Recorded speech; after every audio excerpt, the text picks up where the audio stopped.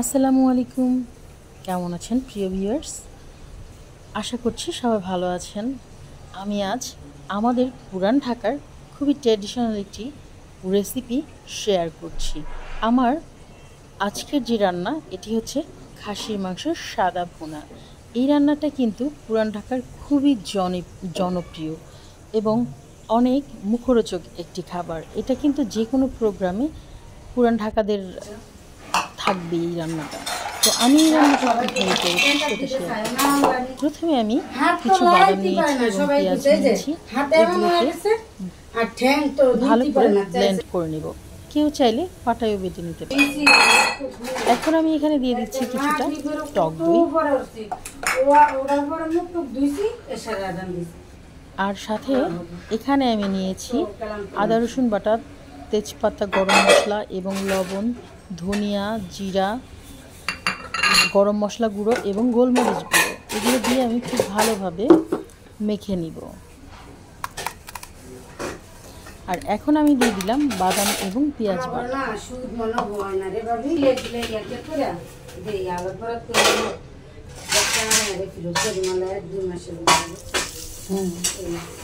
আমি যে পেঁয়াজ বেরেস্তা করেছিলাম, পেঁয়াজ বেরেস্তার যে তেলটা এখানে আমি ঢেলে দিয়েছি।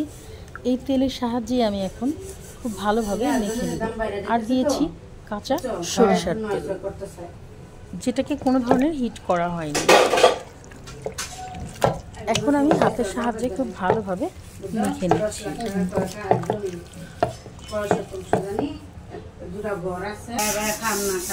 এখন আমি এই রান্নাটাকে একটু হালকা রেস্টে রেখে দিব কিছু সময়ের জন্য।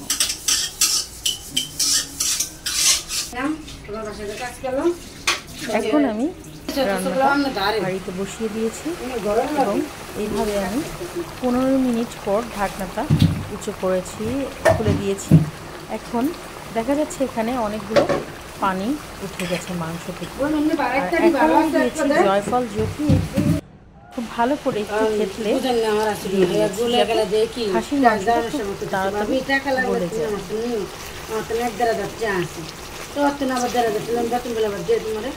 ঠিক নেই মাসে ধরে ভাবতে তুমি কে আত্মীয় স্বজন তার দাম কেন করছি তোর আত্মীয় স্বজন চাপ পাচ্ছি না লজ্জার করে মাংসের দ্বারা বিক্রি হতো।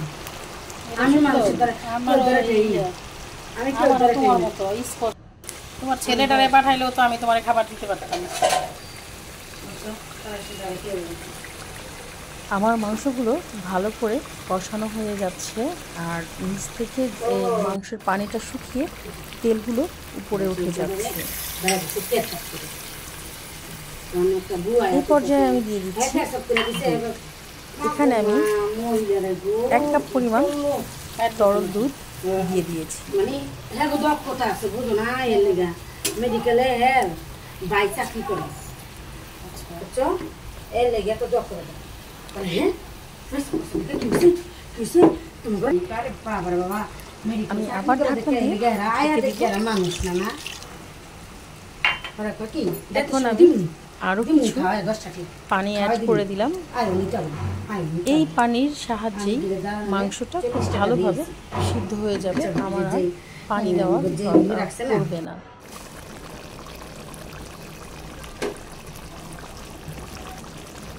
মাংস অনেকটাই সিদ্ধ হয়ে গেছে। এই পর্যায়ে আমি দিয়ে দিলাম শুকনো মরিচ, কেচির সাহায্যে খুব ভালোভাবে কেটে এটা দিয়ে দিয়েছি। এখন আমি খুব ভালোভাবে আবার নাড়াচাড়া করে নিব, আর একটু ফ্লেভারের জন্য বেশ কয়েকটা কাঁচামরিচ অ্যাড করেছি। ঠিক এরকম মাখা মাখা ঝোল রেখে দিতে হবে। আর এই পর্যায়ে আমার মাংসটা খুব ভালোভাবে সিদ্ধ হয়ে গেছে এবং আমার রান্নাটাও কিন্তু হয়ে গেছে।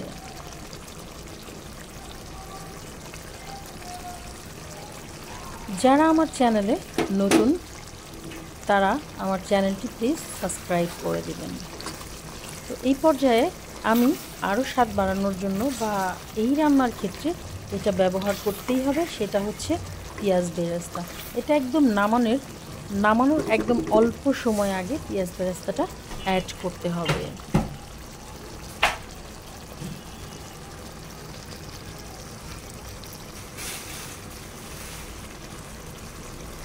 এটা কিন্তু ভাত, পোলাও, রুটি দিয়ে আপনারা সার্ভ করতে পারেন বাসায় যে কোনো মেহমান আসলে বা নিজেদের খাওয়ার জন্য। সো আশা করব সবাই ভালো থাকবেন আর আমার রান্নাটি লাইক, কমেন্ট, শেয়ার করে আপনার পরিচিতদের সাথে শেয়ার করবেন। সবাইকে অসংখ্য ধন্যবাদ জানিয়ে শেষ করছি আমার আজকের ব্লগ। আল্লাহ হাফেজ।